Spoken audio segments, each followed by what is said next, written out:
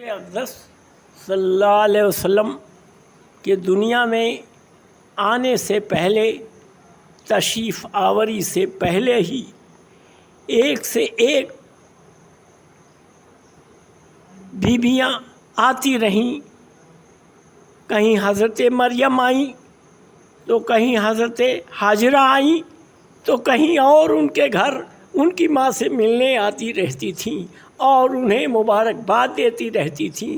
ان کی ماں جناب حضرت آمینہ رضی اللہ عنہا یہ جان گئی تھی کہ ہمارے شکم میں دونوں عالم کا سردار ہے، انبیاء کا سردار ہے، کیونکہ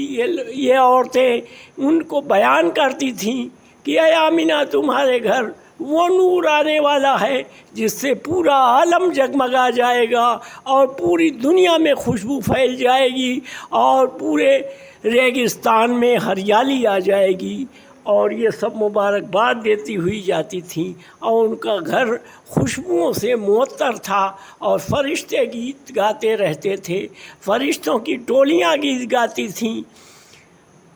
اس طرح سے حضور اقدس صلی اللہ علیہ وسلم جب عالم ارواح سے عالم فانی میں آئے تو آپ کے والد محترم نہیں رہے، پہلے ہی انتقال ہو چکا تھا حضرت عبداللہ کا، اور آپ کے دادا حضرت عبد المطلب، آپ کے دادا جب آپ دنیا میں تشریف لائے تو حضرت عبد المطلب اپنی گود میں لے کر کے اور طواف کعبہ کے لیے چل دیے۔ جب طواف کعبہ کے لیے وہ چل رہے تھے تو فرشتے مرحبا صلی اللہ مرحبا صلی اللہ بول رہے تھے اور وہ اگل بغل دیکھ رہے تھے کہ کون آواز کہاں سے آ رہی ہے، اور چوک جاتے تھے، پتہ نہیں پاتے تھے۔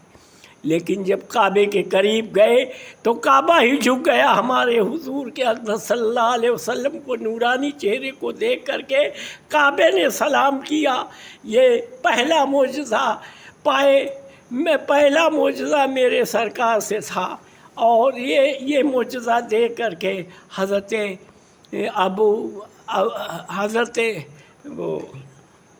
عبد المطلب حیرت میں تھے، اور وہ واپس آئے تو عرب کا یہ رواج تھا کہ عرب کے عورتوں بدو لوگ آ کر کے بدو کی عورتیں لے جاتی تھیں اور 4-5 سال میں پرورش کر کے بچے کو دیتی تھی، ان کے عوض میں ان کو سونا چاندی اور پیسہ سے نوازا جاتا تھا۔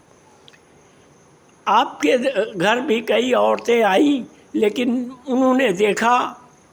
کہ سنا کہ ان کے والد محترم پہلے انتقال کر گئے ہیں، تو بلا دیکھے ہی عورتیں آپ کو چلی گئیں، دوسروں کے گھر بڑے زردار لوگوں کے یہاں چلی گئیں۔ لیکن حضرت دائی حلیمہ کی اونٹنی کمزور تھی، لاغر تھی، وہ دھیرے دھیرے بعد میں پہنچیں تو عرب کے سارے بچے لے چکے تھے مائیں، اور پرورش کے لیے صرف آپ ہی بچے تھے۔ تو حضرت عبد المطلب نے فرمایا کہ ہاں ہمارا پوتا ہے، لیکن اس کے باپ کا انتقال ہو گیا ہے۔ تو انہوں نے اپنے شوہر حضرت حارث سے پوچھا کہ ایسی مسئلہ ہے، کوئی بچہ تو ہمیں مل نہیں رہا ہے، پورے عرب میں کیا کریں؟ تو انہوں نے کہا چلو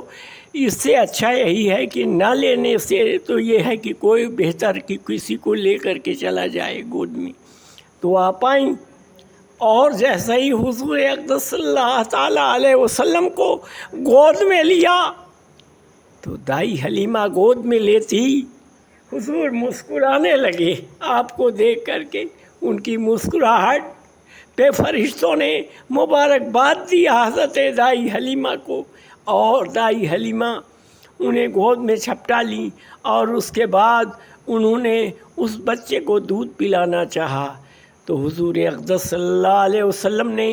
داہنی چھاتی کا دودھ پیا اور بائیں چھاتی چھوڑ دیا، کیونکہ دائی حلیمہ کا بھی بیٹا موجود تھے۔ تو یہ معجزہ یہ ہے کہ اس وقت بھی حق پرستی پہ تھے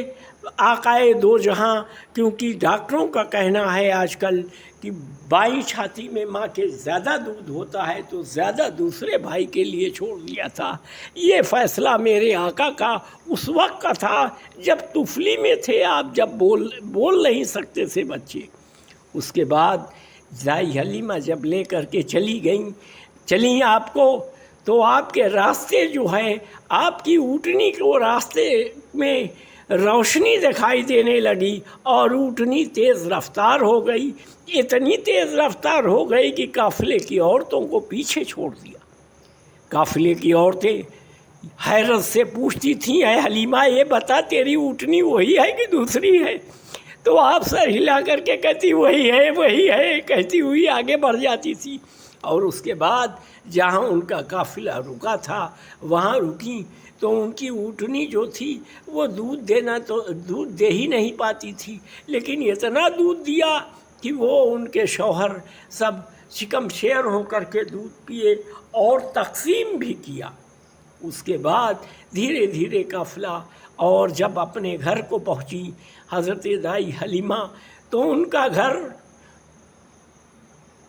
انوار تجلی سے روشن ہو گیا اور ان کے گھر نور کی کرنیں پھوٹنے لگی اور خوشبوؤں سے ان کا گھر معطر ہو گیا۔ فرشتے سلامی دینے آنے لگے اور یہ حال تھا کہ حضور کو طفلی میں لے کر کے اگر ان کے بھیتر ان کے کمرے میں سوئی بھی گر جاتی تھی تو حضور کو گود میں لے کر کے جاتی تھی اور سوئی پا جاتی تھی۔ اس کے بعد دھیرے دھیرے حضور